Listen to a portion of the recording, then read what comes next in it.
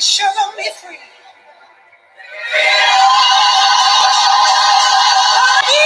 Good evening, brothers and sisters. Happy to be here again. Happy to be here again. Talk about our finale of the 7 days. This is our 7-day finale for the information that we're putting out. And I'm just getting suited up here. Our 7-day finale for this knowledge that we're putting out. And I'm very excited because we'll be able to get on schedule now once a week to be able to have these discussions. So I'm very thankful, very happy that we made it thus far. And I want to thank you for your support, all of those out there that support me.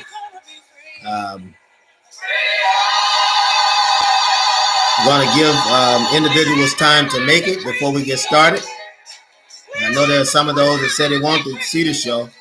And I've had people to come on different engines such as Facebook and things of that nature to let us know they certainly want to be present. So we want to make sure that they're able to be present for the show. So we're going to take our time today. Certainly take our time and discuss this subject that's here before us. We have work to do, brothers and sisters, a whole lot of work to do. And I want to say this is a job of all of us, no matter how small or how great we are, to put out the truth. We got to try to do the best that we can. Do the best we can and have faith. A lot of us that are putting out truth are making sacrifices, brothers and sisters. We got to push. We ask for your support, right? We ask for your support. I want you to hold back on those McGrunnell sandwiches.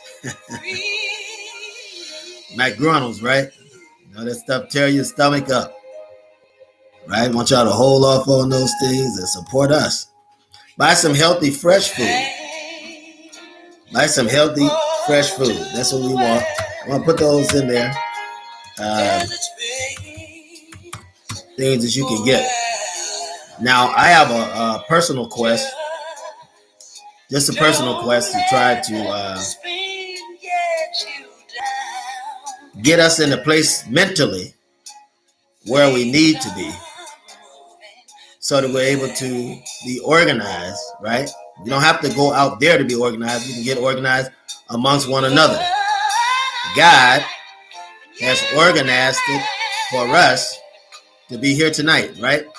We can see one another and never leave our houses and communicate with one another, right? And that's our direction today, is communication. And we need to have a type of covert communication. Everything is not meant for the public to see. And everything is not important for the public to see. You and I have to have time together as brothers and sisters to have a fireside chat. You have to have a fireside chat, right, between the family.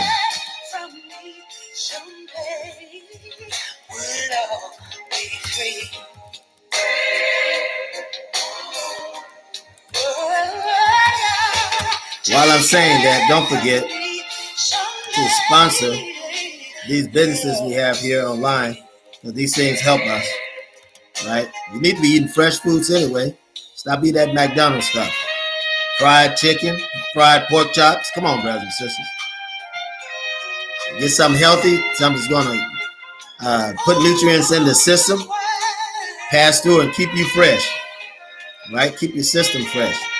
That way you're not eating all those things that are hazardous to your health. Isn't that right? So I welcome you to do that. Also, brothers and sisters, we have other services that you may want.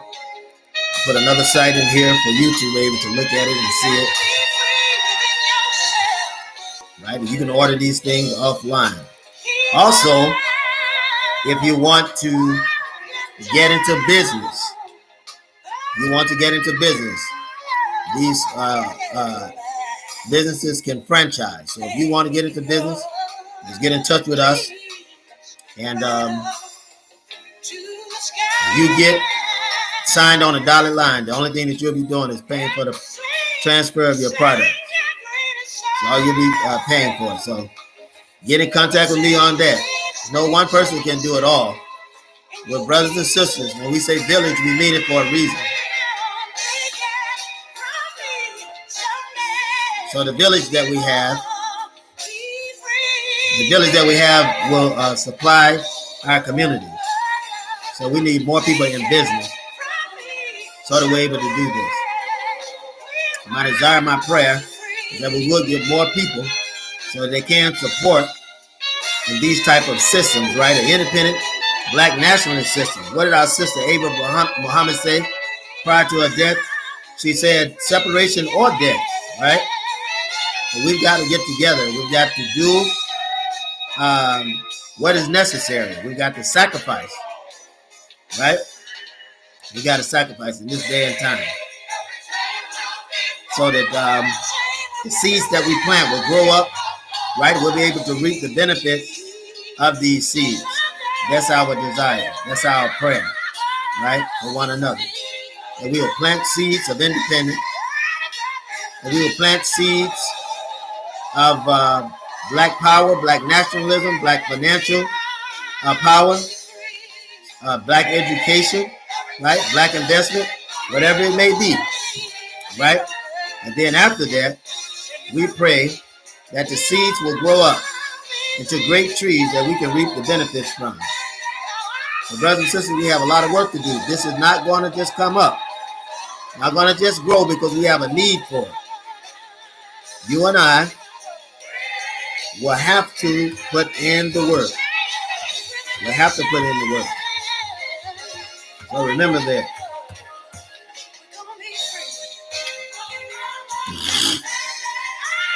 Excuse me, brothers and sisters. I know you understand. So tonight we got a very special topic. We're going to take our time because we know that people are on different time zones. And some are going into work. I've gotten the emails of those that have called in to support who were not able to watch on the show or were able to send in emails that they would try to support. And we certainly need your support as we do this work. We certainly need it. We have a lot going on in our community, brothers and sisters. There's so much going on in our community. And we've got to be not only concerned about it, but we have to be ready to do something about it. Is that right or wrong? We have to be ready to do something about it. And we can't wait for the white man to change our community. It will have to be us. It would have to be us to change our community. We can't wait on the white man to do that because he doesn't have the answer for our community. Is that right or wrong? He doesn't have the answer, right? The answer was given to us from the Most Honorable Elijah Muhammad. Isn't that right? The answer was given to us. So we have to deal with ourselves, deal with our community, deal with the problem within our community from our own source. We have to have a base. We have to have a base and deal with these from our own source. Stop asking and begging the white man to do something you can do for yourself. And besides, if he's the one that put you in this condition, why would he want to get you out of this condition when it's so lucrative for him? It's so lucrative for him. Why would he want to get you out of this condition? No, the man is the reason why you're in the situation that you're in. Isn't that right? All right, brothers and sisters. So let's keep that in mind. That's our building block. And I'm not going to hold you long. I'm not going to be long, but I must be strong with the truth. Right? And you know, I like to always start out because we got these guys that'll let us know exactly where we are. Isn't that right? Because we are living in a dangerous hour, brothers and sisters. We are living in a dangerous hour. And tonight we're going to do something a little different. We go to the book of Hebrews, Hebrews, Hebrews, right? We're not talking about coffee. We're talking about the people, all right? So Hebrews, the 6th chapter, is in the New Testament. As a matter of fact, Hebrews come out after the book of 2 Timothy, I believe it is. Well, it's certainly that, but it comes after Philemon. Philemon comes after 2 Timothy, and then come the book of Hebrews. Look at the 10th chapter Look at the 10th chapter of the book of Hebrews. And don't forget to like and subscribe out there, brothers and sisters. Those of you that are out there that can hear me, make sure you encourage brothers and sisters to subscribe, because by you subscribing, it helps us. It helps us. And you certainly know that we need your support. You know that we need your support. So get others and just take the link. All you have to do is paste the link on your website, on your Facebook, or wherever it may be in your social media, and they'll tune in. We got some good information here. It's good information for all of us, so that we'll be able to learn. So let's look at the 6th chapter of the book of Hebrews, and it reads on this wise: Therefore, leaving the principles of the doctrine of Christ, let us go on unto perfection, not laying again the foundation of repentance from dead works and faith toward God, of the doctrine of baptism, and of laying on of hands, and of the resurrection of the dead, and of the eternal judgment. And this will we do if God permits.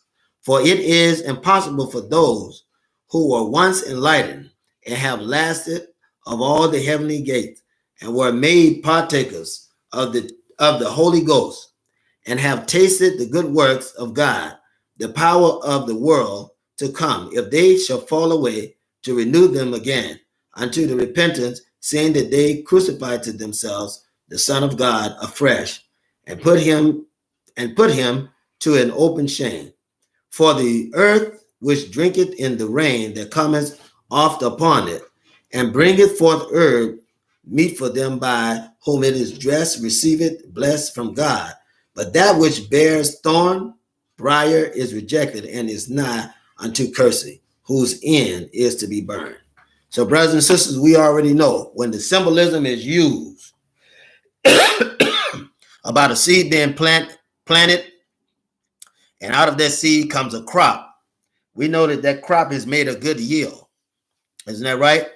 The crop has made a good yield. It's going to be a good yield. Rather, has broken the soil. It's going to be a good yield. But when that crop is around thorns and thistles, it can be brought down. Now, I would like to talk about briefly with the black brothers and sisters that are out there to explain.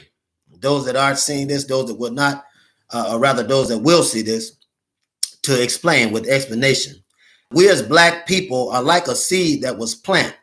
A seed that was planted in holiness, a seed that was planted the right way, but then this seed was choked up by thorns and thistles that were around it. And it was choked up because there weren't any husbandry or any farmers to clean, right, around the plant that had been grown by the seed.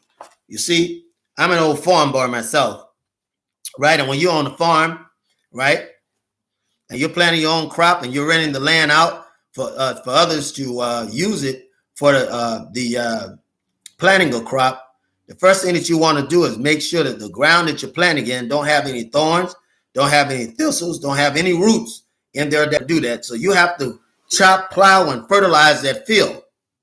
Is that right? You got to chop it, you got to plow it, you got to fertilize it. Now, once you've done that, right, with all natural product, organic product, then you can plant your seed. Is that right or wrong? You can get your seed planted. When your seed is planted, you got to keep an eye out that there are no thorns or no thistles growing up around your seed. Because if the thorns or the thistles are growing up around your seed, then it's going to choke the seed out. Is that right or wrong? Right. So it'll choke the seed out. And this is not something that we want, brothers and sisters. We want to plant seeds and have them to grow up, right? Not having to fight the thorns and thistles. And when they're strong enough, then they can stand on their own. They can stand alone. Isn't that right? So this is what you and I are up against today.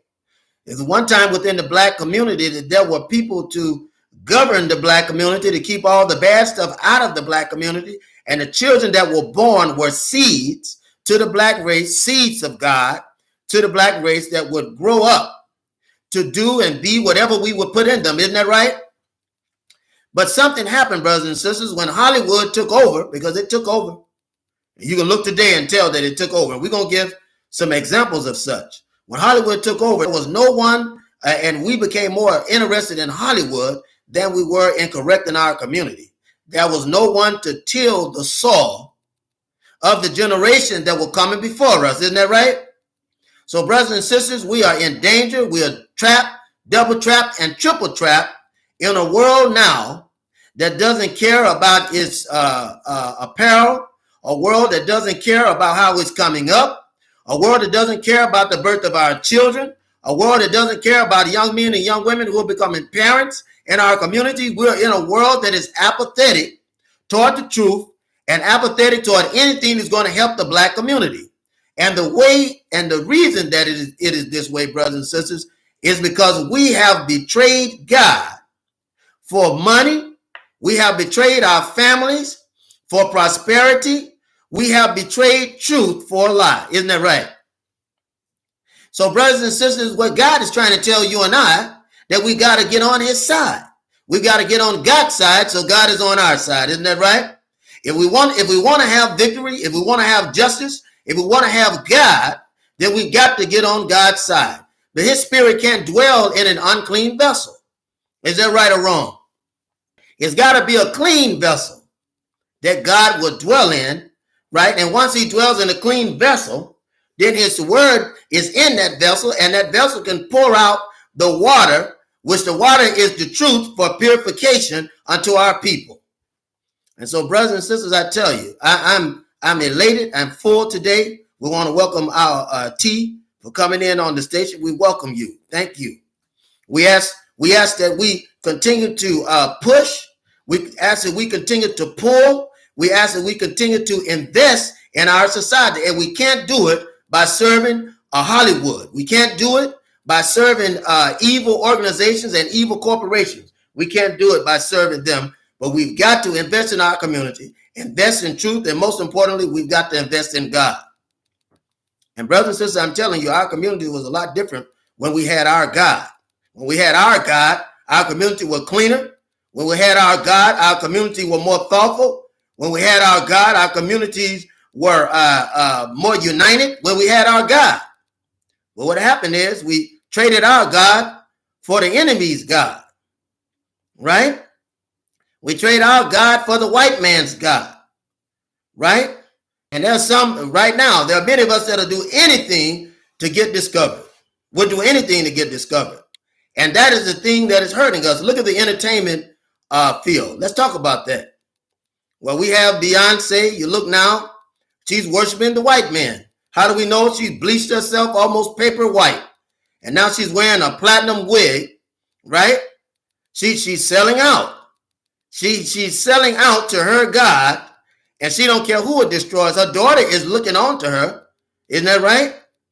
Right? Isn't that self-hate? When someone bleaches their skin to take the color out, when they straighten their hair to make the hair flat, isn't that self-hate? When they put on platinum wigs, the wigs that a white woman will wear, black women are wearing. Why? Secretly, you're saying that you want to be white. Secretly, you're saying to be black is not good enough.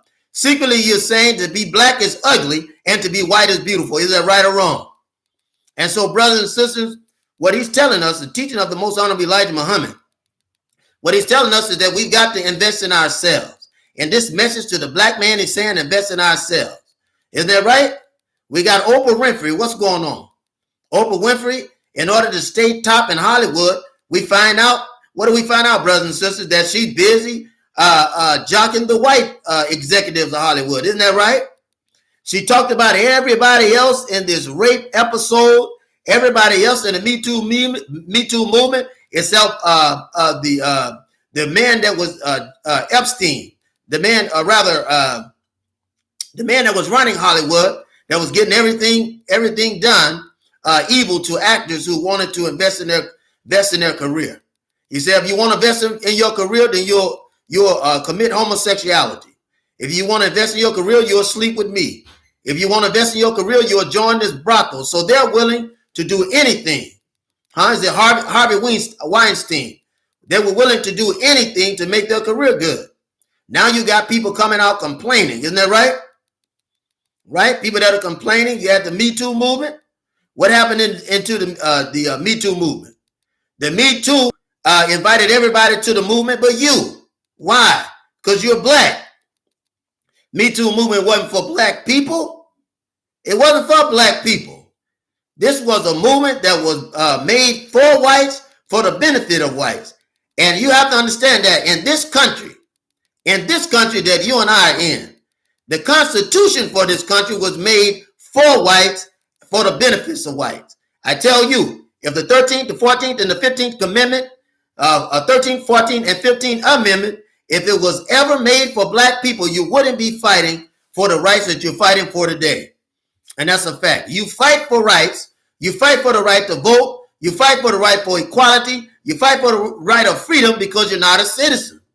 That's the reason you're fighting for it. You fight for these rights because you don't have it.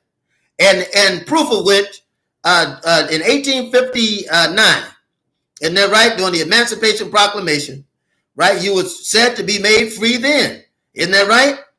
You were said to be made free. And here we are. It's almost 2062 and you still have no freedom. You don't have any freedom because you're not a citizen. You're not a first-class citizen. You're not a second-class citizen. You're not a third-class citizen. And you're not a fourth-class citizen. Because if you was a citizen, you wouldn't have to be in any class. Isn't that right? If you were a citizen. If you and I were really a citizen, we wouldn't have to worry about fighting for rights because these rights would be ours at birth. You don't ever find any white people fighting for rights. Isn't that right? So some black people are willing to do anything. And there are a lot of contracts out there, brothers and sisters. I said there are a lot of contracts out there, blood contracts that are out there. You have to be careful about a blood contract because Negroes will sell you out. They can be in your own family and sell you out with these blood contracts. Isn't that right? Look at Jennifer Hudson. Huh? Jennifer Hudson is on the talk show now. Isn't she? Doing good. Don't even seem to be bothered by the death of her mother. Don't seem to be bothered by the death of her nephew. Don't seem to be bothered by the death of her sister, right? That the brother-in-law killed. Huh? Don't even seem to be bothered. Why? And it seemed like, and I'm no conspiracy theorist, but I must point this out, brothers and sisters. It seemed like her life got real good. Seeing when these people died, that her life just took off to fame and fortune. We have to pay attention to that. We have to pay attention to that. Look at Snoop Dogg. And I bring these things out because I know you have to hear it. I bring it out. I'll say it over and over again just so you can understand what's going on. You look at Snoop Dogg, you look at Andre, Dr. Dre, right? You look at some of the other rappers that were around these real leaders like Tupac. Everybody that was around Tupac, including Sean Combs, when you look at them, these people are sucking the blood and life out of these people. And what ended up happening is we find that Tupac is dead. The minute that Tupac died, they began to be elevated on the black stage. I said, as soon as Tupac died, they tended to be elevated on the black and white stage. Isn't that right? Huh? You know I'm telling the truth. The white man is not going to bring anyone in front of you, right, that he hasn't set on stage. And when I say blood contracts, I want to explain that. Welcome, Brother Pryor, James Pryor. When I say contracts, I want to explain that. When we talk about a blood contract, brothers and sisters, in Hollywood, when you get there, that's right, T, is about the control. In Hollywood, when you get there and you sign that dotted line, they want to stop anybody that could possibly get in your way of fulfilling their desires and their wishes for their corporations. Isn't that right? Hollywood is a corporation. Let's go a little further. Your state, your local government is a corporation. Your federal government is a corporation. And these corporations have certain desires, right, that they want to meet and fulfill. And they'll put anyone in the seat to fulfill their desires as long as that person is willing to be controlled by them. Isn't that right? As long as they're willing to sign the contract to be controlled by them. Now, with that being said, anybody that gets in the way of them fulfilling that contract usually end up dead. Let's look at Khalid Muhammad. You know I got to say it. I gotta say it. I just want to point this out. The juries is out personally on who killed Khalid Muhammad. The jury is out. Is that right? But those of us that's been around a while know that the same thing that happened to Dr. Khalid Abdul Muhammad, the same thing happened to Minister Malcolm X. And we know that the same individual is around when these atrocities happen to the Most Honorable Elijah Muhammad, the Minister Malcolm X, and Dr. Khalid Muhammad. You got to open up your eyes and wake up to see it, brothers and sisters. We're in a time now where we have revelation and revolution. Our revelation is causing a revolution in the black community because we can no longer close our eyes to what is going on. We can no longer close our eyes. And the white man has come to the point today that he doesn't have any more coons. Isn't that right? He doesn't have any more people that are young enough to do his will. So right now, he's still building up for the next century those that will fulfill his will. Isn't that right? He's building it up. He's reaching out among us. He's reaching out into us to build people who will play the Judas and the backstabber for him against black people. That's the truth. If you look, everyone that he's put up has no kind of start or authority. There's no way that they could have made it with any kind of talent. The only thing that have them there is that the white man selected them and put them in the right places to be seen. And I'm going to talk about them. We're going to talk about that today because we're talking about blood contracts. These blood contracts that we're talking about. You look at what's the girl that is supposed to replace Nicki Minaj? Cardi B. When you look at Cardi B, she has no talent, no skill, no gift, no start. We don't know where she came from. What do you think a plan is? What do you think a plan is, brothers and sisters? We don't know where she come from, but we know that they keep putting her in the place of Nicki Minaj. Every time a show is about to come up and Nicki has to cancel. Now there's trouble in Nicki's camp, and who do they put forth? Cardi B. All you have to do is check it and study it and observe it, and you'll see that the brother is telling you the truth. You will see that the brother is telling you the truth. Now, that's right. In the comment, if you look, they talk about Sexy Red. That's the truth there. Where does she come from? We don't know. We don't know where she come from. No talent, no real skill, except exploiting her body. Isn't that right? And selling sex, but nonetheless, she's standing in front of the people. And these are people that have no motive for greatness. They have no direction. And that's what the white man wants. He wants people without direction. Look at Al Sharpton. Look at Al Sharpton. Who in their right mind would pick Al Sharpton to lead us on a religious or holy or righteous exploration? What message does Al Sharpton have? Other than he's picked and put in the right place at the right time to speak to the people. And when he speaks the words, he don't have anything for us. He don't have anything for us. And what does that tell us? What does that tell us? It tells us that the government has a plan and that you and I are not part of that plan. The intelligent black man and black woman is not a part of that plan. The righteous black man and black woman is not a part of the plan that the government has for this new day. For this new day, brothers and sisters. They got to tie it up because, the opposition is dying out. They can't even produce children. Is that right or wrong? I said the opposition is dying out. They can't even produce children. So he's got to get in control and get in charge of the community that is growing by leaps and by bounds. What happened in Egypt?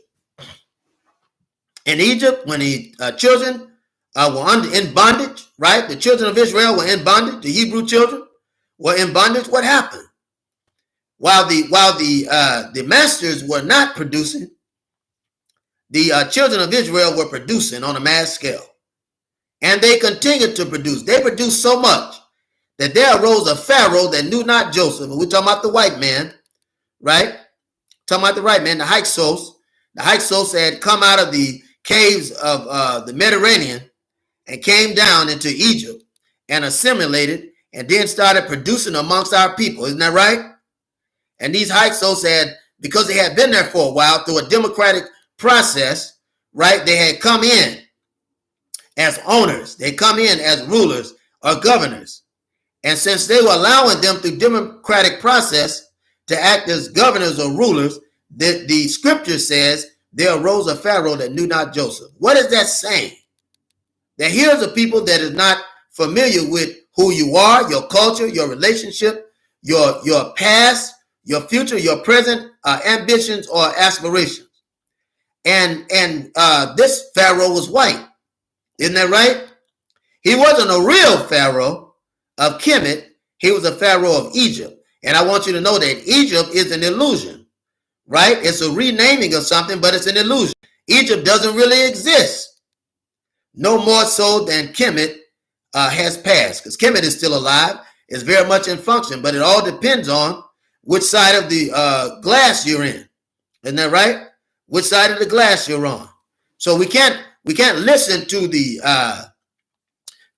our enemy. We can't listen to our enemy tell us that there's no more Kemet and that we're looking at Egypt, because the very word Egypt is an insult to the continent of Africa, to the country of Nubia, to the country of Ethiopia. Isn't that right? The very term Egypt is an insult to the kingdom of Cush, because it was created by a man that has no knowledge of who you are, no knowledge of your past, no knowledge of your ambition, no knowledge of your contributions. And once they learn the knowledge of your contribution, they're busy trying to hide it. That's why Napoleon blew the nose of the Sphinx off. Napoleon blew the nose of the Sphinx off because he didn't want to be reminded of a God race that they had taken into captivity. Isn't that right, brothers and sisters? Right. Now, in saying that, here the white man, because we took it all the way back to Egypt, because that's where it all started. The white man, on his voyage to come into what he calls Egypt, which is Kemet, or the lower areas of Ethiopia. The white man job for his people was to make our people forget our greatness. I want you to understand that he came into Africa, observed it, redrew the plans of Africa, and resold us his virgin, which is a lie of Africa, which would dispel, right, our truth. Isn't that right? So when you look at that, this is called an illusion. The white man has an illusion of greatness. And in order to keep that illusion of greatness, he's went through many dispensations, right, to debunk you and I as the God of the planet and the gods of the universe. I'll prove it to you. The white man came inside of Kemet and named it Egypt. Is that right or wrong? He took the theories of Pythagoras, right? Rather took the theories of Samsu and named it the Pythagorean theorem, because Pythagoras was one to observe this science that he knew nothing of, right? He went into our land. This white man went into our land and learned our more ways, our four ways, our agriculture science. He learned our science, our technology, our engineering, our mathematics. He took that and took it back to his area and called it a math system. Isn't that right? The European math system, right? Everything that he learned in chemology and chemistry, everything he learned in technology, everything he learned in nanotechnology, he went into our land where we already had robots, airplanes, spaceships, you name it. And he dispelled the myth by watering down our knowledge. This is what the man did. I want to let you know what he did to you. You wonder where the blood contracts come from? From all of that, from the colonization, from slavery here in America, emancipation, to segregation, to integration, to socialism, the man's job was to keep you and I blind from who we really are. And I want to tell you, he couldn't have done it. He couldn't have done any of these things without getting people that look like us to do his dirty work. Isn't that right? And they would sign a contract. Yeah, the white man would have him to sign a contract. He would say, listen, boy, listen, girl, now I'm going to have you to sign this contract and I'm going to give you more money you ever seen in your life. Also, I'm going to give you a house, give you a place to stay on the plantation or off the plantation. You can even stay with me if you want to, just so you can be closer to your master. And I'm going to give you this contract. And you sign this contract. And he hold on to that contract and he look at him. He said, but nigga, because that's what he called him. He said, if you turn around and on this contract, he said, I'm going to kill you. And he's still doing the same thing today, right? He hadn't stopped, because you gotta understand, America is a mafioso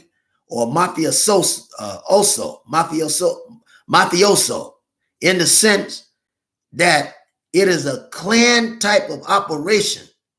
It is a mafia type of operation, right? Where they'll muscle themselves in, muscle their way in. They fight against one another, but they use you and I to do the dirty work. If you look at the government, just look at the government. There are three branches of government. You have to ask yourself why you got three branches, right? Because they want you to believe that it's a democratic process. You got the judicial branch, you got the legislative branch, right? So you got the executive branch, isn't that right?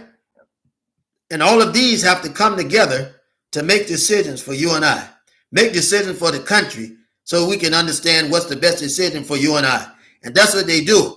When they make you believe, because that's the whole trick. The whole trick is to make you believe that you have rights.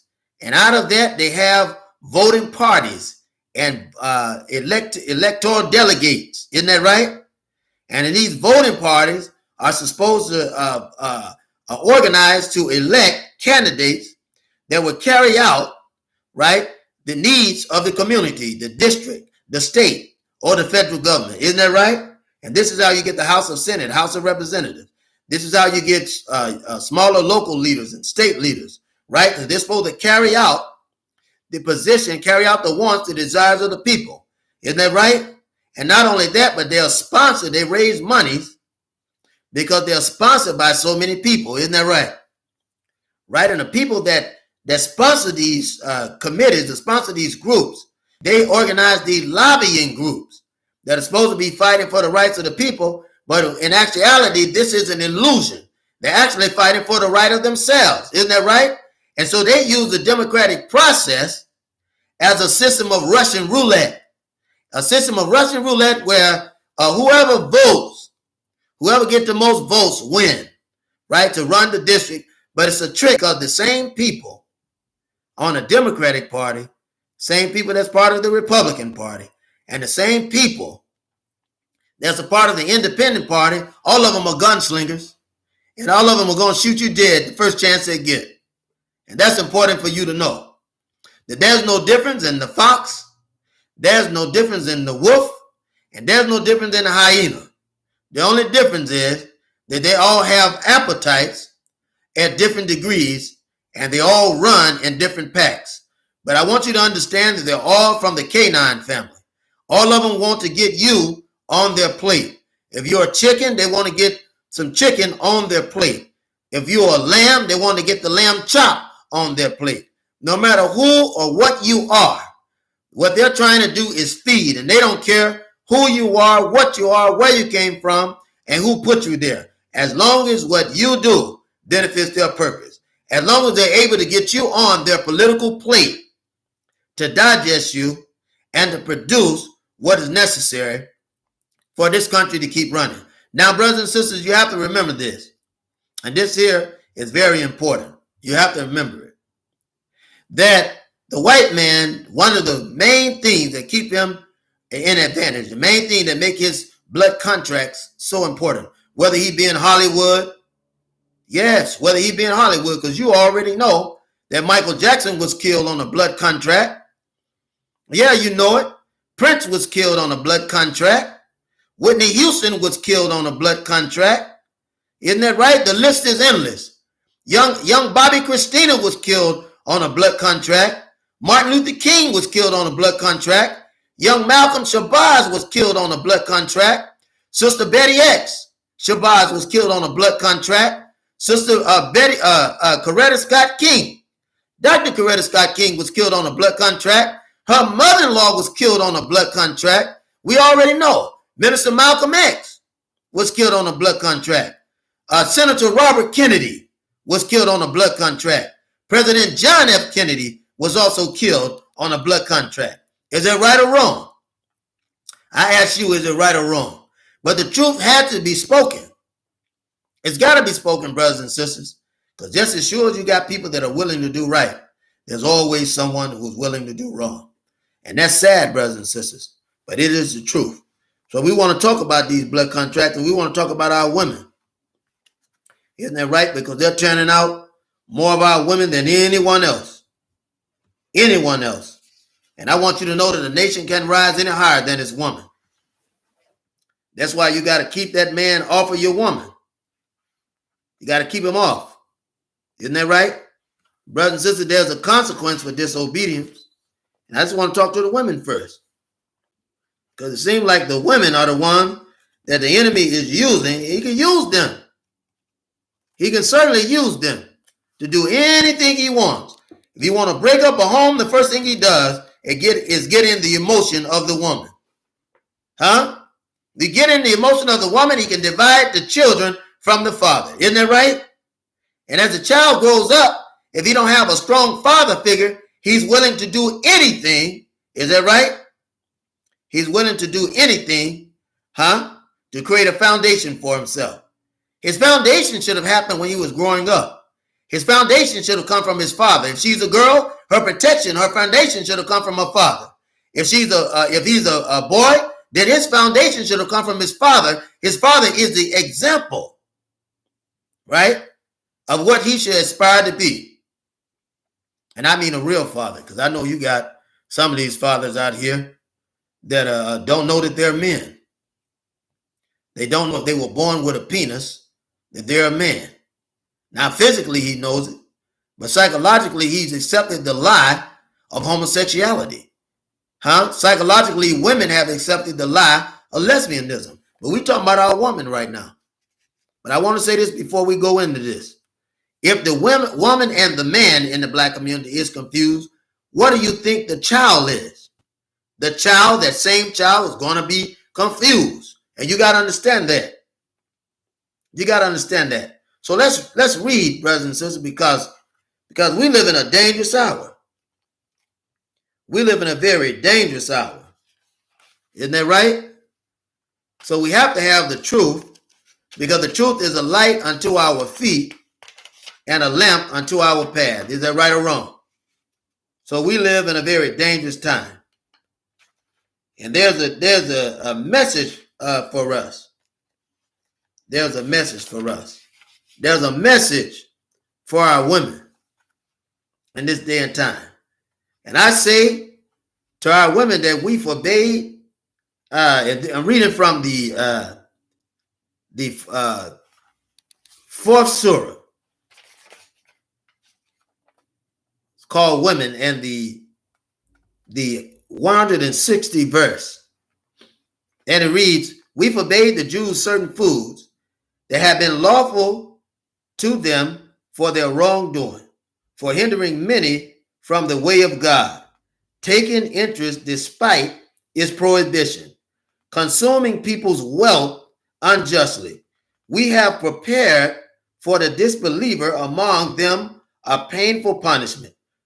But those of them well grounded in the knowledge, the faithful, who believe in what has been revealed to you, O prophet, and what was revealed to you, especially those who establish prayer, those who pay alms tax and believe in God.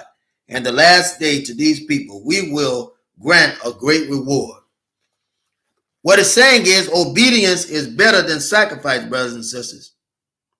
Obedience is better than sacrifice. Many times there are rewards you'll get that may not be money.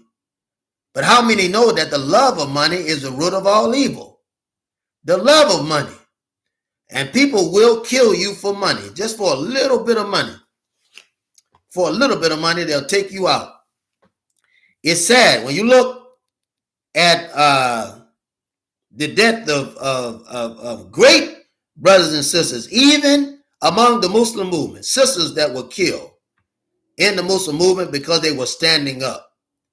You have to know that in the networks, the devil is busy, isn't that right? The devil is busy going to and fro between the people of God, causing chaos. And I ask you, who is the devil? I'm not talking about the spirit. I'm not talking about the spirit.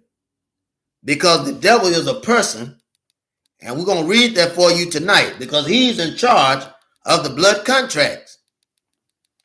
He's in charge. If you go to the book of Isaiah, brothers and sisters, go to the book of Isaiah. That's Isaiah, the 14th chapter and the 14th verse. We're going to go read this, so you can know that the devil is indeed a man. There's some people that believe the devil is a spirit. Brothers and sisters, it's too late in the day, too late in the evening, and too late in the game for you to keep believing these lies that have been told to you. These fairy tales like Santa Claus and the Easter Bunny and all of this. It's time out for it. It's time for you to live a life, for you to be an example to the world and example to your family. Is that right? That righteous living is as powerful as disobedient living. You have to know. And the righteous living is more powerful than disobedient living. And if you would take the right path, it may be long. It may not get you some immediate satisfaction. But down the road and the long haul of it, that righteousness will keep you pure. That righteousness will bring you in the blessings of God. And God owns everything in this world, and he will bless you. You don't have to turn to evil. You don't have to turn to evil. You don't have to turn to blood contracts. The first blood contract that was ever committed in this world happened outside of the garden. Is that right or wrong? Outside of the garden, a brother had killed his own brother because he believed that God showed favor to one over the other. What do we see today? We see brothers killing brothers and sisters over their gift. Over their gift. You look, and I'm telling you, I have to put this truth out to you, and I know that there's some people now that are just wondering about it. Listen, when you look at Offset, all you have to do is look at Offset. He hasn't made an album in I don't know how long. Who is he with? Cardi B. You think that's a mistake? Why, you're out of your mind. Who was killed? Takeoff. Takeoff was killed. The other amigo, you don't even hardly see him. Yet every time you turn around, Offset is inside of the camera. What do you think a plan is? Now, why would the white man keep him in a place where he's a constant drummer, constant popularity? Isn't that right? Why would the white man keep him in a place before you to be seen? He hasn't done anything. He's not a good role model, a good example. But it is done, brothers and sisters, because he fulfilled a blood contract. And whereas we see one of the amigos is gone, the other one is who God knows where, and all we see is Offset. The devil does that. When Puffy had Tupac killed and Biggie, it was probably a package deal between him and Suge Knight because both of them knew that Biggie and Tupac were going to leave him. Is that right or wrong? They knew it. They knew he was going to leave him. The paper was talking about it. They was going to make Death Row East and Death Row West. That's right. It was already being organized in the works. The next thing you know, Tupac come up killed. They were trying to kill him earlier. He was talking about making his own album when he got out of prison. They were trying to kill him earlier. Next thing you know, he's dead. How the hell are they going to kill Tupac when he's sitting right beside Suge Knight for Suge Knight to tell who the killer was? Don't you know that means that Suge Knight know who the killer was and was in on it? You You can't trust a demon. A demon works for the devil. If he's bullying his way around, he'll do anything to get what he wants. And he was constantly bagged up by the federal government. There's no way that Suge Knight could have did the thing that he was doing. Absolutely no way that he could have did the thing that he was doing unless he was bagged up by some invisible hands, invisible faces, and invisible dollars behind the scene. Blood contracts is what we have to be concerned about, brothers and sisters. That man, he's today trying to find anybody that'll keep him going. As a matter of fact, if there are any Judases out there, this is the best payday you'll probably have in your life. All you got to do is go to that man and tell him you're willing to sell somebody out, and you can literally get a job. Well, I might as well tell you, you already know anyway. But just remember that there's no sin that will go unpunished. And karma is the truth of God, and he's telling us whatsoever a man soweth, that shall you also reap. And the devil himself, time is over. The devil himself, time has been found out, and God today is raising you and I up. In this day we will see, you and I will see it in our lifetime, where black people, the planet, will be turned back over to them because the enemy is dying by the thousands. And the enemy is not producing any children. So you'll see that this planet will be turned back over to us.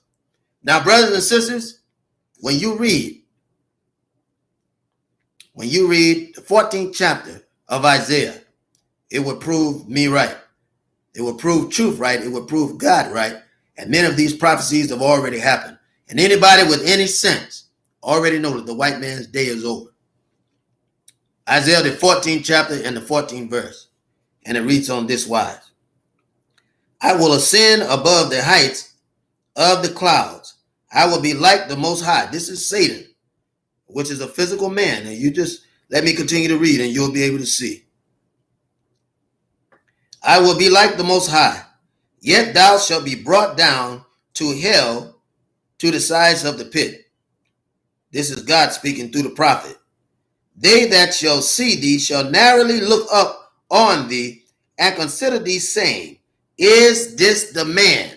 That's Isaiah, the 14th chapter and the 14th verse, 14th through the 23rd verse. He says, is this the man that made the earth to tremble? That's the white man he's talking about. That did shake the kingdoms, that made the world as a wilderness and destroyed the cities thereof, that opened not the house of his prisoners. Isn't that right? He wouldn't let us go. He wouldn't let us go. He wanted to keep us in bondage. All the kings of the nation, right? Even all of them lie in glory, everyone in his own house, right? Because the white man had become non-existent. He died out. God took him out. But thou art cast out of thy grave like an abominable branch, and as the raiment of those that are slain, thrust through with the sword, right? And go down to the stones of the pit as a carcass trodden underfoot. Thou shalt not be joined with them in burial. You won't even have a burial. The white man won't even have a burial. The enemy, the devil, which is Satan's children, won't even have a burial, because thou hast destroyed thy land and slain thy people. The seed of evildoers shall never be renowned. Prepare slaughter for his children. This is the book of Isaiah, giving instruction. Isaiah is giving instruction when he said, prepare slaughter for his children, for the iniquity of their father, that they do not rise, nor possess the land, nor fill the face of the world with cities. For I will rise up against them, saith the Lord of hosts, and cut off from Babylon the name and remnant and son and nephew, saith the Lord. I will also make it a possession for the bidden and pools of water, I will sweep it with besom of destruction, saith the Lord. The Lord of hosts hath sworn, saying, surely I have thought, so shall it come to pass, and I have purpose, so shall it stand. That was Isaiah, the 14th chapter, the 14th verse through the 24th verse.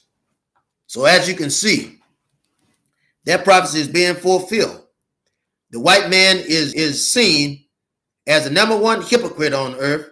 The white man is seen as the number one liar on earth.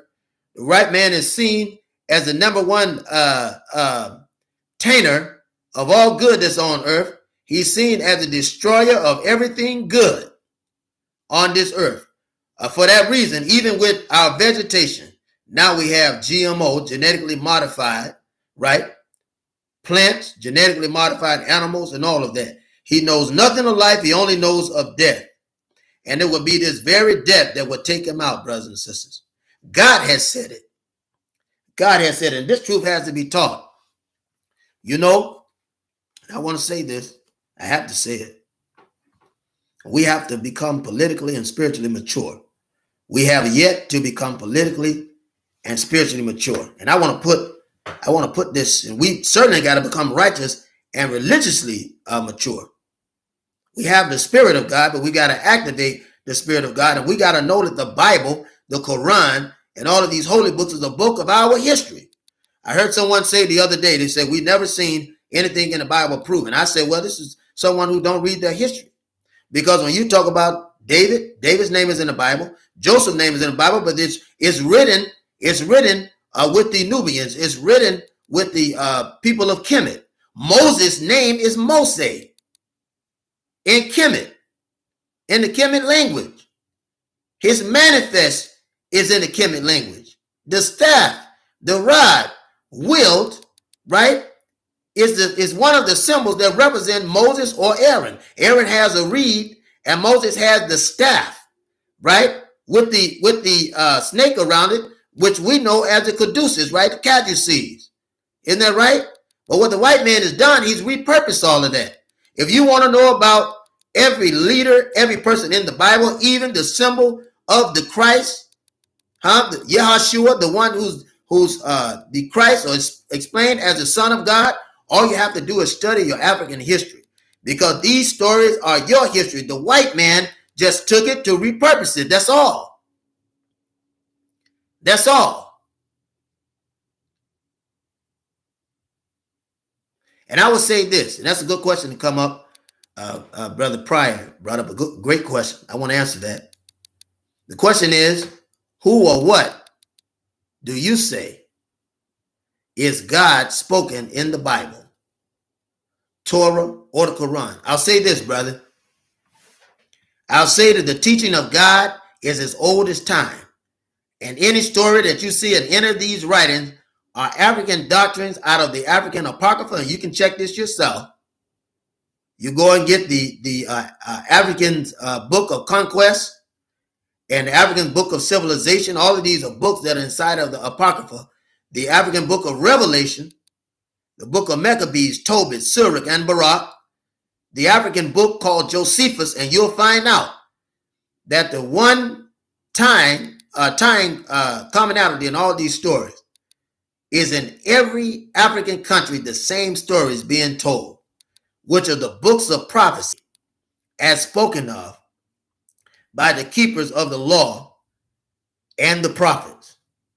And that is where the Temple of Solomon comes from, and that's why it's so important. And I want to say, and I want you all to research this, the Temple of Solomon is in Ethiopia. And I want you to pull that up. Pull that up, that the Temple of Solomon is in Ethiopia. The place they call Israel, and the devils that are trying to get credit for Israel are American white, European white, Germans, and others that are non-black, non-colored, that are trying to take credit for the holy writings and holy people. And this is the reason why they took you, the holy people, put you in bondage, took your history, will chop your hand off for reading it at first, because your history is the Bible. And then when he finished rewording the Bible, the Quran, the Torah, the way that he wanted, when he finished with it, then he gave it back to you.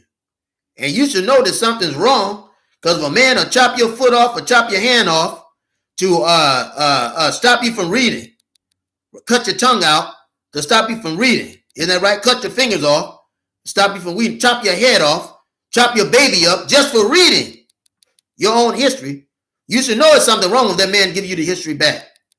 And that's why the Most Honorable Elijah Muhammad teaches us to study these books, so that we'll be very versed in these books and we be familiar with it, so that we'll be able to take the lie that he's put in from our constant study, remove that out of the way so you can see the ultimate truth. And brother, that's what we try to do on this station. And that truth, I don't care if it goes against another Muslim. I don't care if you think that I made a misstep. It's your job and my job to straighten each other out, because iron sharpens iron. And if you love me, you'll tell me the truth. And brother, we have to be honest. There's been a lot of blood contracts in the Muslim movement. We know it. We know it. I wouldn't hold any of it back. I want to let you know tonight that the Most Honorable Elijah Muhammad was poisoned. Farrakhan himself admitted that. We know that Minister Malcolm was killed by those who posed as Muslims. We know that Farrakhan has admitted that he took part in it. And in other areas, he even went more so to say what part he took in as far as organizing. And we know this. Other Muslims know it too. He's got Nuri, and he has Wesley Muhammad trying to speak up for him. Why, you don't need Nuri and Wesley Muhammad to speak up for you, because they weren't even around. They wasn't even born around that time. Neither was I. But I was born during the time of Khalid Muhammad, and I was in his inner circle with Steve Coakley. That you can find. It's a matter of record. It's nothing new. And they know it. It's nothing new. The death of Khalid Muhammad, the first assassination attempt that happened before Riverside, the second assassination attempt happened during Riverside, and a third third assassination attempt through poisoning, right? And we believe that when they first poisoned him, they poisoned him coming out of New York when he did the speech, No More Negro stuff, right? And the next time that they would get him is when he was having his sister, his wife, right? Who his latter wife, right? That he had just met, who came out of T.D. Jakes' church. They call her Nefertiri. Her name was Ambush. Last name was Ambush. First name, I believe, was Amy. And I'm gonna get that information. Don't have it here in front of me because I'm drawing a blank. But she, along with we're talking about the people that were present. And I don't want you to get angry with me. I want you to listen to me, because one thing about it, we got to stop trying to protect and hide people who have signed blood contracts against our own leaders, against our own people. They'll sign a blood contract against you if you let them. But we have to tell the truth. The people that were around when Dr. Kali died was a sister name, I believe, was Amy Ambush. That's a real we found out was a covert name. To ambush means to kit or to get the target. She came there with the name Neftali. You had Hashim Mzinga around. The girl came out of T.D. Jakes' church. You had Hashim Mzinga around. You had Malik Zulu Shabazz around. Huh? Because Steve and I used to talk about it all the time. You had another brother around whose name was Michael Shabazz. Telling you what I know. When we're coming out, I hadn't made it there yet. When Steve made it and when I made it, we're telling them to Dr. Collins should have been taken to a hospital. But now let me say this. They didn't call the ambulance until 10 hours later. They did the same thing in the death of Chokwe Lumumba, who was the mayor in Jackson, Mississippi. Now his son is the mayor. They did the same thing with Chokwe Lumumba. Waited 10, 12 hours before they called the police. They did the same thing with Harold Washington. This is when you know something's going on. Steve Coakley worked under Mayor Harold Washington. See, but there were blood contracts signed. And they had to get Steve out of there.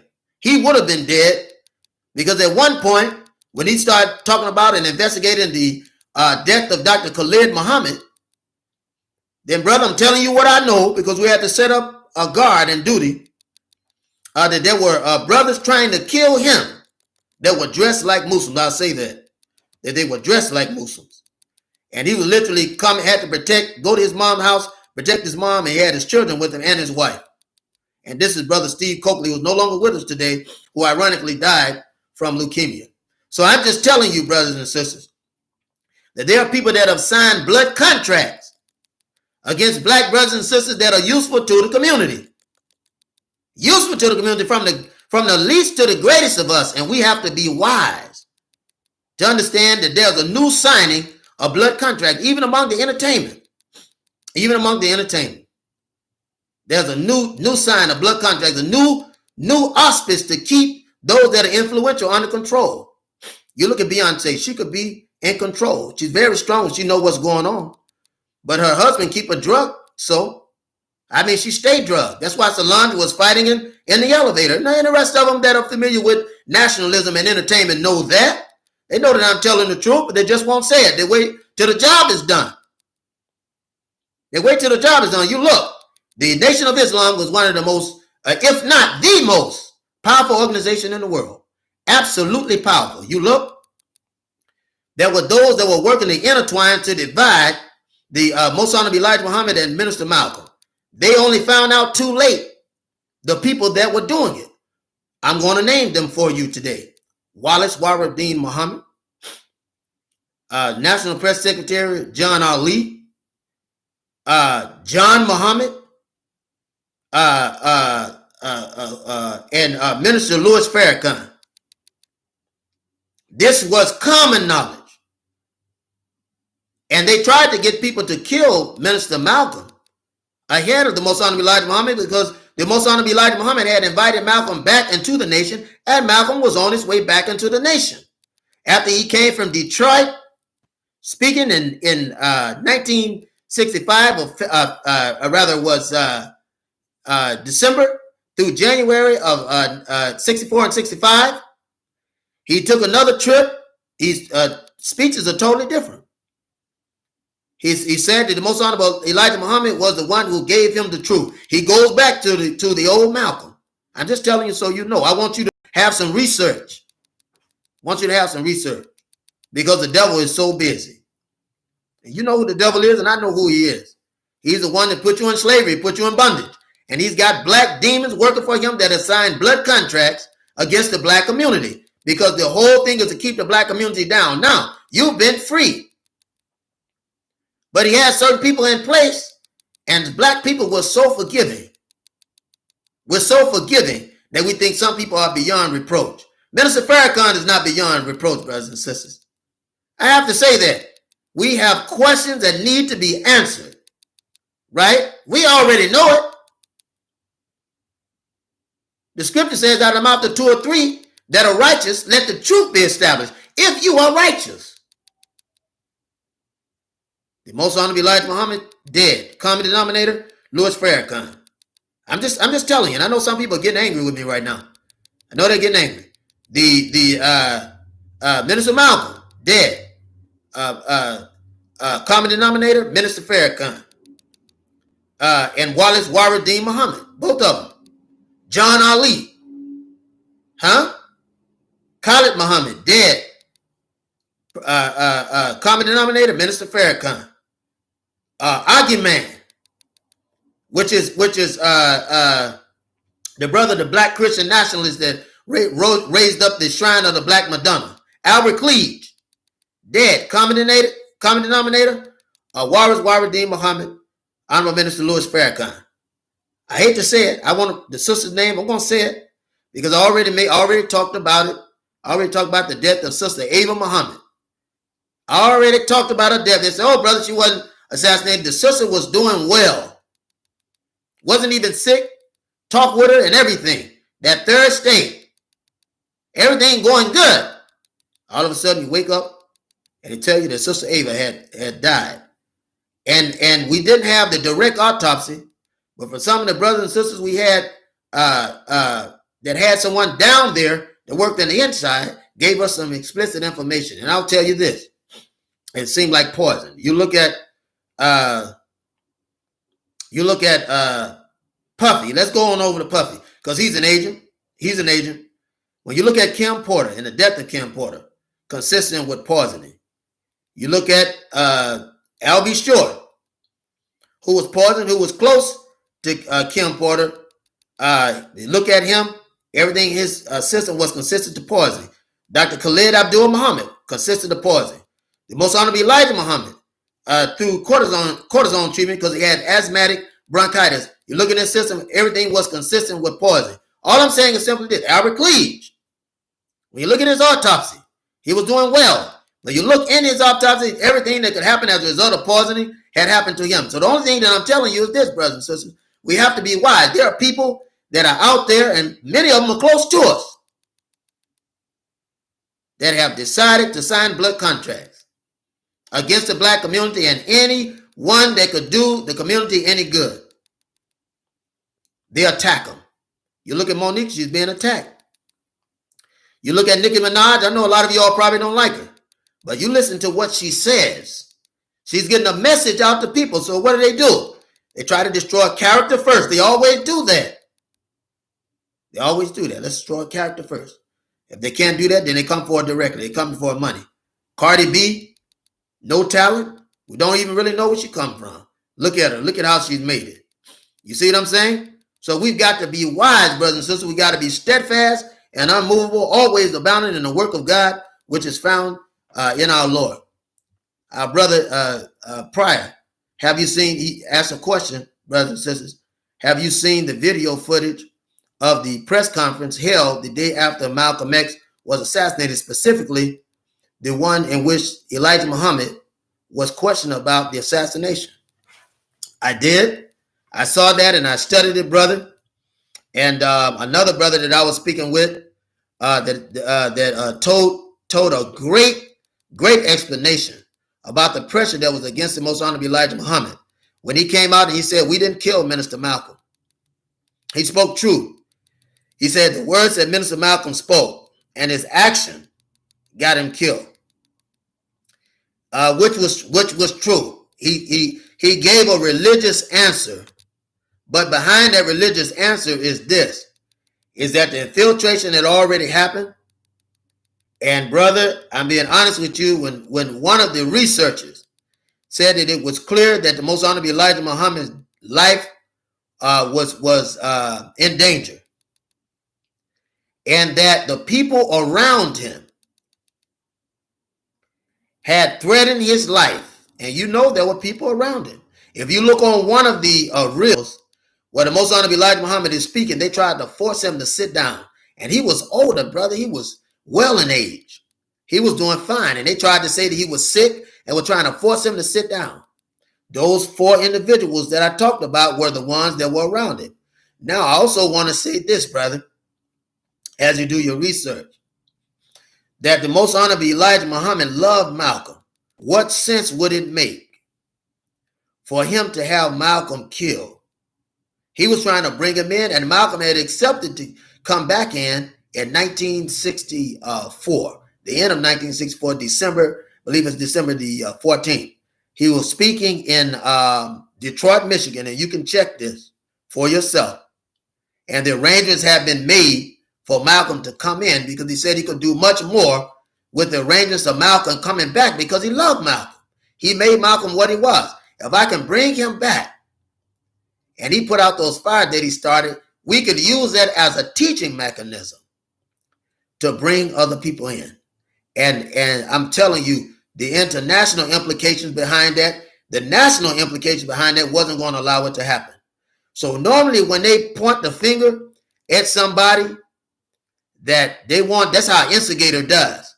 An instigator will point the finger at somebody that he wants you to think did the job, when the instigator themselves are running the whole show, are literally running the whole show. Minister Malcolm said another thing too. He said, I'm going to stop saying it's just the Nation of Islam trying to do it. And when he said that, he didn't mention the name of the Most Honorable Elijah Muhammad. He didn't mention his name in that. And we have to understand that if a man's life is in danger, that he is going to speak an absolute. And we know that in religion, absolutes doesn't exist, except in the practice. Absolutes may exist in the practice, but in the psychology and the philosophy of religion, absolutes don't exist. So I wanted to say that, and I hope you can appreciate it and see the wisdom in it. And I want to put this Isaiah down, because there is an end, brothers and sisters, to what the devil is doing. Allah God has shown me that we are going to be alive and see this man lose the power he think he has. Isaiah 14, the 14th chapter, the 14th verse, I'm going to put that in there, through the 24th verse. And that is a really good, and this is the end. Let me put in there the prophecy of Satan's end. This is a prophecy of Satan's end. And all you have to do, brothers and sisters, just keep leaning and depending on Jesus. Right? Our crisis come. Isn't that right? Our crisis certainly come. Right? I tell people, y'all spend all that time believing in this white Jesus. This white Jesus. Because the white man put an image in front of you that he could identify with. That's his Jesus. Psychologically, the black man was robbed of his own God, because the white man went down to steal that history. Went down to steal that history. And brothers, we have to understand. Let me say this concerning Farrakhan. I love Farrakhan. Farrakhan is not perfect. The Honorable Mr. Louis Farrakhan is not perfect. There's nothing negative against him. None of us are beyond reproach. Anytime we get in front of our people, they deserve the truth. None of us are beyond reproach. None of us are beyond reproach. And we have to understand that. That is the most important thing for us to understand. We have to understand that. We have to understand it. So, brothers and sisters, my desire, my prayer is that I've said something to you that makes sense. We're coming to the edge of the show, but I do want to tell you this. We'll be back tomorrow night, and then after tomorrow night, we'll be set and organized to come every Saturday and Sunday before you. So every Saturday and every Sunday after tomorrow, after tomorrow, then every Saturday and every Sunday we'll be coming before you with stark truth, and we'll be teaching that message to the black man. We'll be explaining it, because these things have to be talked about. They have to be talked about. I believe the book that Zach Kondo wrote, he got some things right and a lot of things he got wrong. But it's good to start a discussion.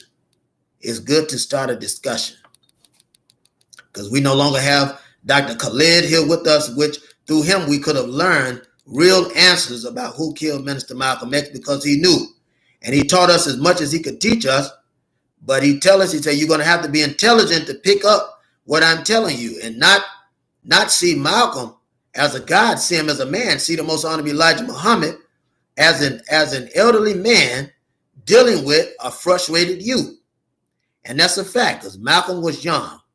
The Most Honorable Elijah Muhammad was older. Isn't that right? And there was some things, some missteps that were taken with Minister Malcolm. We have to be honest about it. We have to be honest about it. But that doesn't take away from his greatness. Doesn't take away from his greatness. But we have to be honest about what we understand. We have to be honest about it. And when we get to the place where we're willing to build one another up and be able to ridicule one another in love, critique one another in love, then we're ready to move forward. We have so many shows now that are not talking about building the black community. They're not talking about black businesses. They're not talking about it. They're out there, just doing and saying everything. If you're going to give some money, give money to a show that is trying to help black people. Keep a show on that's trying to build things up. You should have business adventures on that show. There are businesses that you can invest in through this show that other black people have, and they're not charging you money. They just want to bring you the product for you to start up businesses so you can have it in that community. This is what we should be talking about, building schools for our children, building up temples that only allow black people to come in. Temples with black people, what's wrong with that? Well, you should feel happy coming inside of temples with black people. Huh? You should be happy about that. That's one of the things that I love about the Nation of Islam and the teachings of the Most Honorable Elijah Muhammad.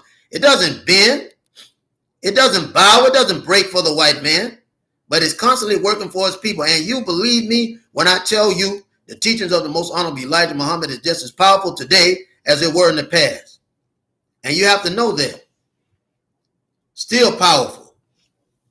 Still powerful. When we talk about, and our brother asked a question, our brother Pryor, what's the missteps are you referring to in reference to Malcolm? Well, Minister Malcolm erred in the sense, first of all, erred in the sense that he began to speak about the personal life of the Most Honorable Elijah Muhammad.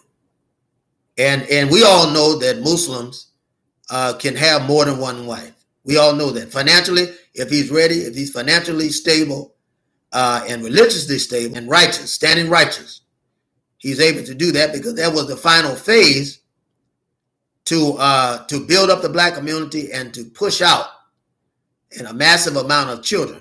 But he have to be in right standing in order to do that.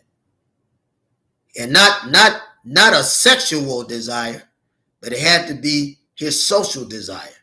And his religious state had to be righteous, and he had to be financially able to do such. And that's nothing new. Any Muslim can tell you that. Any Muslim can tell you that has really been under the teaching, under the correct teaching, can tell you that. And these secretaries that Minister Malcolm spoke about weren't actual secretaries. They were the wives of the Most Honorable Elijah Muhammad. And all the Muslims knew. I have to be honest about that. I love Minister Malcolm. I love him with all my heart. I served on the investigation committee for Dr. King and Minister Malcolm. The investigation committee that was done by Brother Steve Coakley, I aided him in that. And also the investigation committee done for Minister Malcolm, Brother Steve worked on. It was called Ill Seed. And the government got rid of that link. I can't even find it anymore. He couldn't find it anymore before he passed. But to speak about a man's personal life, and Minister Malcolm knew that Muslims could marry, and that was common knowledge, which some Christians knew that. But to speak about his personal life was a misstep. To drag him out like that was a misstep. And of course, Minister Malcolm was under pressure. All of us were under pressure. And the things that he was being fed wasn't even the truth. The Most Honorable Elijah Muhammad wasn't saying anything negative about him. And he, in the outstart, wasn't saying anything about the Most Honorable Elijah Muhammad. He wasn't speaking negative about him. But you had black faces with white hands behind them. Black faces with white hands behind them. Black heads with white minds that were paid to do evil. Paid to do evil. You look at the man that shot Dr. Khalid Abdul Muhammad. His name was James Best. And I challenge you to research this. He was one of the gunmen for Minister Malcolm. If you look up James Best, you find out that he worked on the West Coast, got in trouble for killing his own brother. The feds let him go. He did another thing where he was beating up black people, black businesses, making them buy the Muslim paper. Right? Minister Malcolm wasn't for actions like that. The government let him go. Prior to that, in the 60s, when he was younger, because he was known as a killer, a hitman, he was one of the ones that were in New York to assassinate Minister Malcolm. The Newark Mosque was also there to assassinate him, and somebody from the Boston Mosque had organized a whole thing in Newark Temple. That's a fact, brother. That's a fact. And when you research, you'll find out that this is true.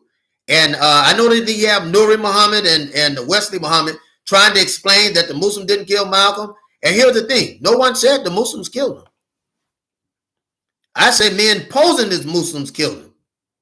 Because no real dedicated Muslim will kill Minister Malcolm. The Most Honorable Elijah Muhammad spoke the truth.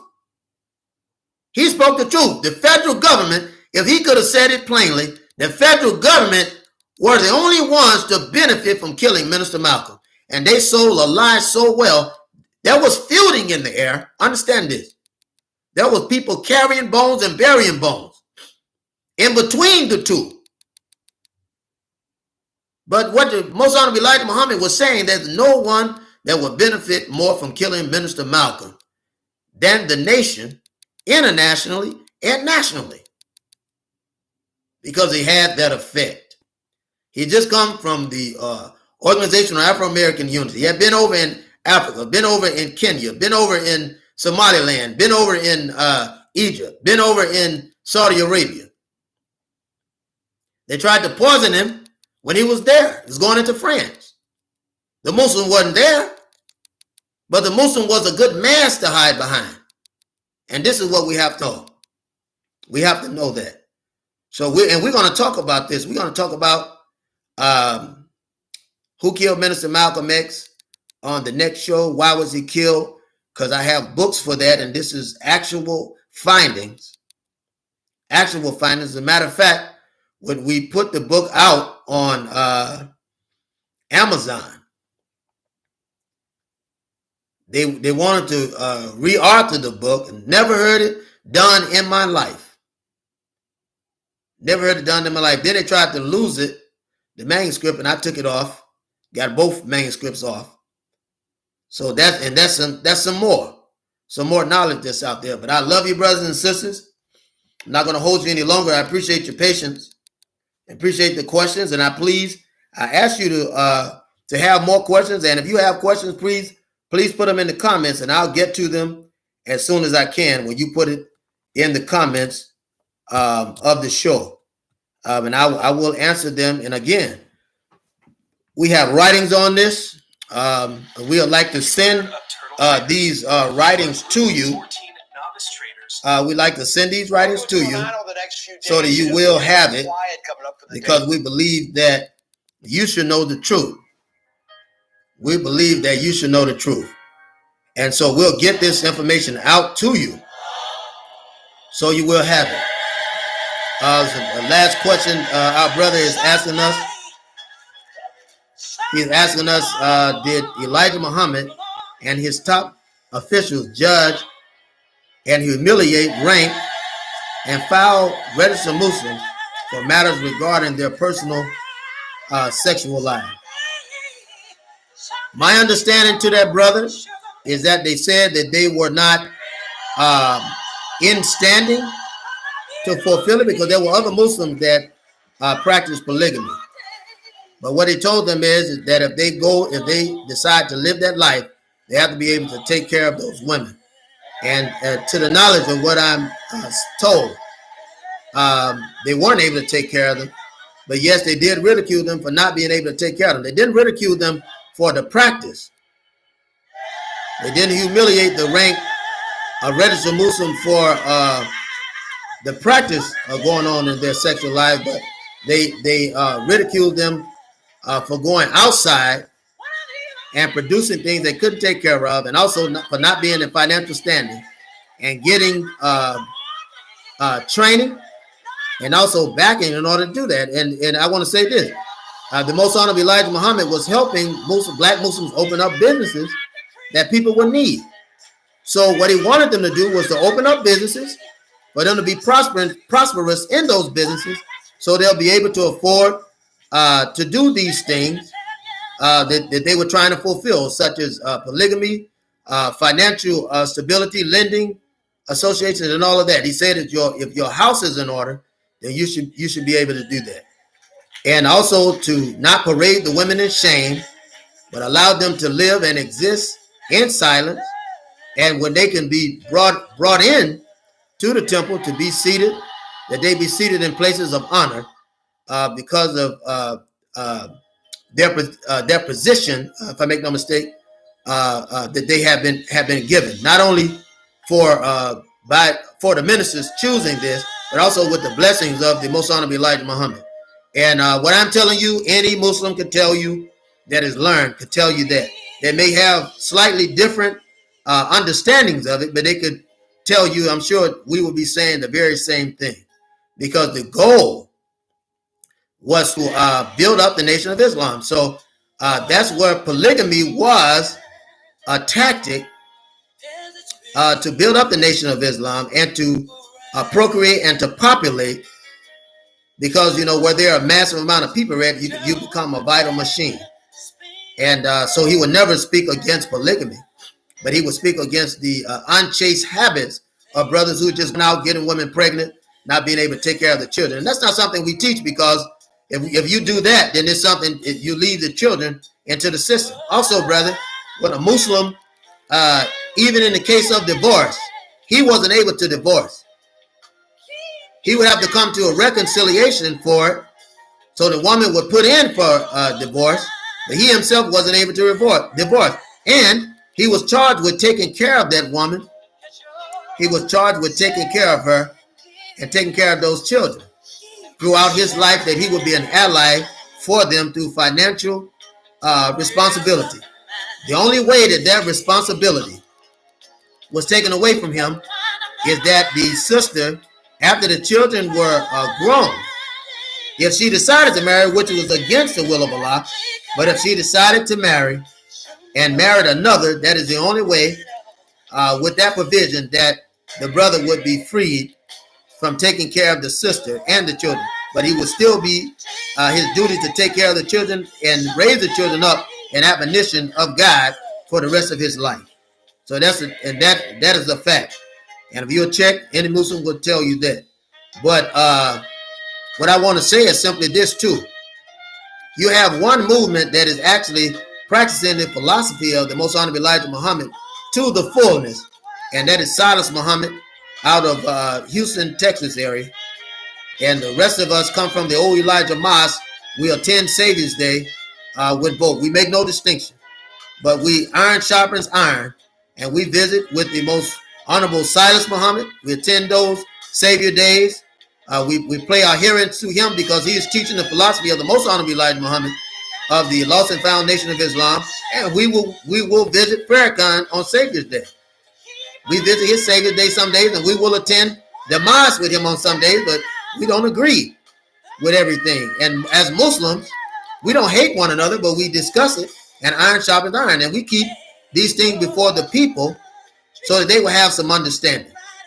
And by having understanding, then we're not against one another. We're teaching one another, and we've learned a difficult lesson that we have to agree without being violently disagreeable. And I love the Minister Louis Farrakhan and all others, but I don't agree with any kind of evil happening to our brothers and sisters. And no, sir, no, ma'am, I beg your pardon, I will not be silent when I see evil happening in the Muslim movement or the Christian movement or whatever movement it is. As long as there are black people there, we'll have to learn to get along. We have to learn to be united, and we have to learn to be able to critique one another without losing respect for one another or without going against one another, and still have love one another at the end of the day. We've got to stop killing one another, be able to disagree without being violently disagreeable. So brothers and sisters, I appreciate you very much, and I thank you for your participation, and I pray that you will be with us tomorrow when we do this again at 7:30 and then again at 10 o'clock. Brothers and sisters, may Allah bless you. May peace be with you. Bless your families. Bless our children. May God continue to bless us in all that we do. And I pray that all the fear will be taken out of you, because the fear is not a spirit of God, but it comes from the spirit of man, and it's from the devil. I pray that you will be blessed financially in all that you do. And I pray that the most powerful God, the omnipotent God, will continue to give us guidance, all of us, that we'll be able to lead one another in many ways using all of our gifts. May Allah continue to bless you. And I say unto you, Assalamu alaikum.